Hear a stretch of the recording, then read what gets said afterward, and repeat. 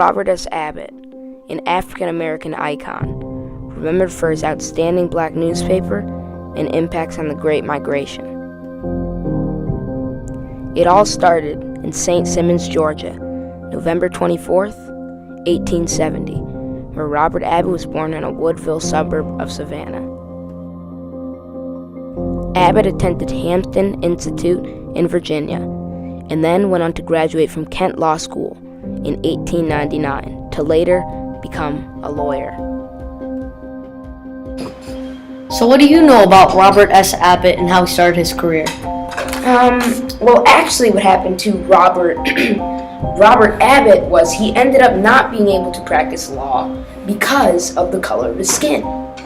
And just like that, he started a newspaper with only 10 cents and made 300 copies of The Defender in his landlord's apartment.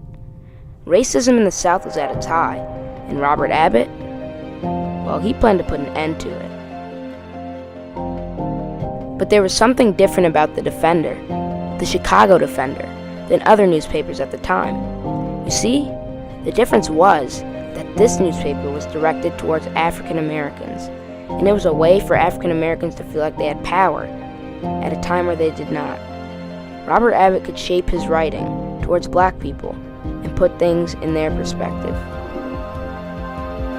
So, how did Robert S. Abbott distribute The Defender? Well, because it was the first black newspaper at the time, it immediately blew up and was a heavy demand not just in Chicago, but all around the United States. So Robert Abbott would ship tens of thousands of newspapers through trains from the black Pullman porters. They would store these newspapers in either their ports or quite possibly any place where they would not be found. Once these defenders got to their rightful owners, they knew in the South that these defenders could not be found.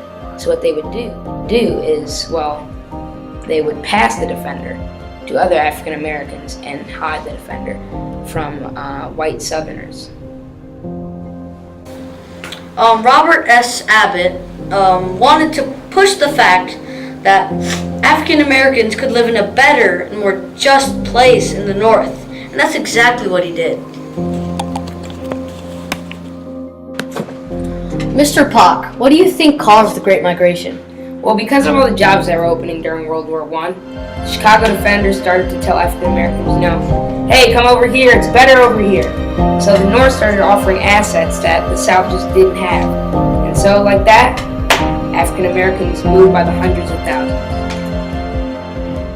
Robert Abbott would continue to tell African Americans that the North would provide much more than the South, with jobs, houses, and less racism. During the early 1900s, blacks would call the North the Great North, and even God's country, because of how many opportunities it offered. So, historian Hart, how did the Southerners react to black people moving to the North?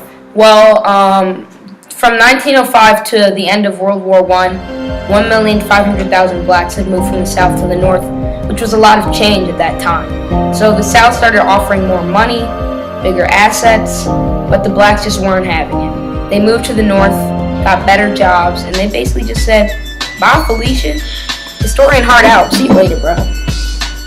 Robert Abbott continued to show African American pride and was a huge inspiration on blacks, not only in the 1900s, but still today. In 1929, Robert S. Abbott created the Bud Billiken Parade, a parade that celebrates black culture and shines light on being proud of your race and your culture. February 29th, 1940.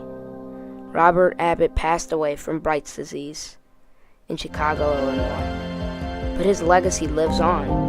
Robert Abbott has changed the way African Americans live.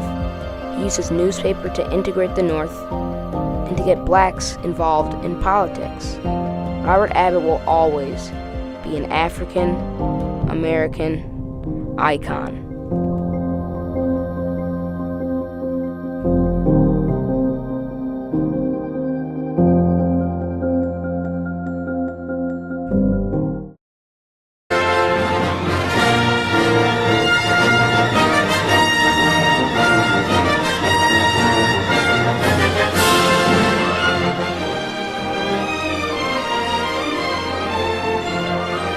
a Heart Studio production,